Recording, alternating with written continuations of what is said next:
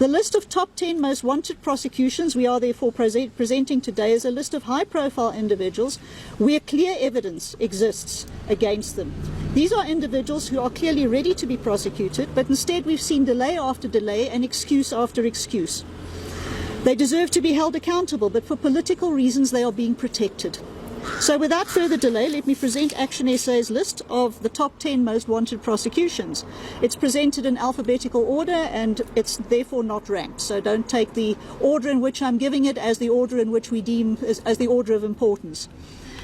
Number 1, Ace Magashule, Mr. Teflon, who uses his sons to foil allegations that he's involved in corruption in the 255 million rand asbestos tender, corruption in the 280 million rand Vrede Dairy project, contravention of the Public Finance Management Act, fraud, corruption and money laundering. And in fact, it was brought to my attention earlier on that one of the houses that his sons occupied is in fact in this very street. Edwin Sodi, top 10 number 2. Not a politician, but well deserving of inclusion. Mr. Sodi has become synonymous with a new capital elite that is siphoning money from government contracts and channels and channels it through to the governing ANC in the form of donations, all the while delivering subpar work, which has contributed to incomplete crucial maintenance of critical wastewater infrastructure such as the Rooiwal wastewater treatment plant. And we all know what happened there, and resulting cholera.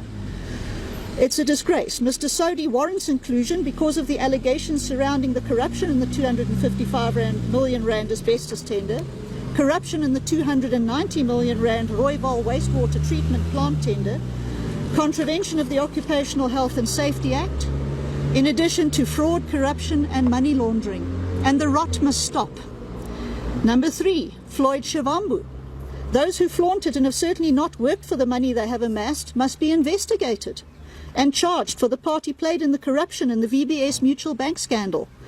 The 3.6 million rand in the VBS loot traced to Mr. Shivambu's personal bank account. Corruption and money laundering.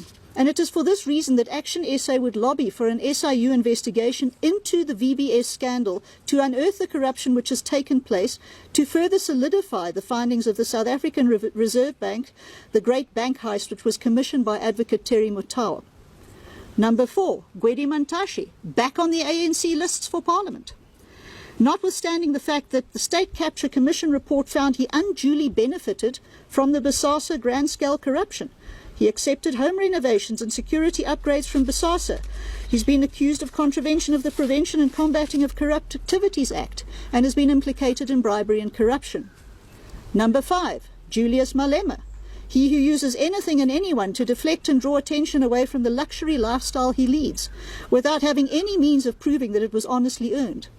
We want to see him being investigated for corruption in the VBS Mutual Bank scandal, the stealing of millions of rands through the VBS scheme, the Public Protector report titled On the Point of Tenders for possible violation of our tax laws, corruption, fraud and money laundering. Number 6, Jacob Zuma. He of the fire pool and Nkandla. Is he a fraud or has he committed fraud? Our chief state capture architect who conspired with the Guptas to plunder the state's resources while deliberately and intentionally aiding and abetting the capture of our strategic SOEs such as SARS, SAA, Transnet and Eskom, just to name a few. His disrespect for the rule of law is manifest in his insistence to again attempt to stand for office, knowing that he may not, and not stopping his party from threatening violence if they do not get their way. This is not somebody we want back in Parliament or anywhere near it. Malusi Gigaba, number 7, a captured minister back on the ANC lists.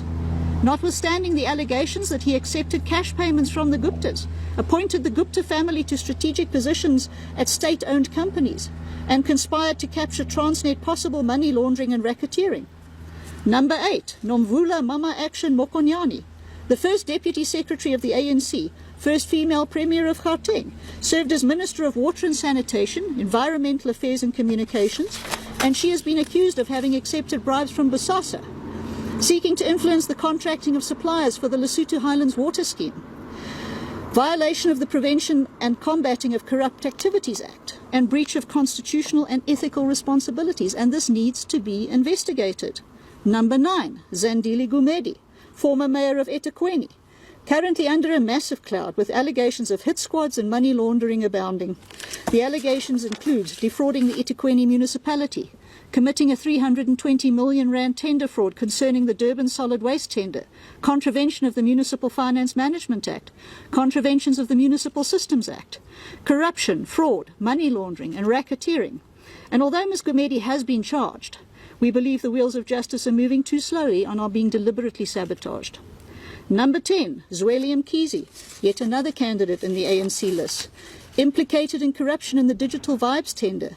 9 million rand was traced to Mkhize's son and his family. The fraudulent contract cost the Department of Health 150 million rand during the COVID-19 pandemic. Let's uphold the rule of law. Let's investigate those who deserve investigation and ensure that those who have wronged our beloved South Africa and her people are pursued to the fullest extent of the law. Let's get the specialised courts up and running and hold those responsible for corruption to account. Let's weed out the rot. Let's fix South Africa on 29 May.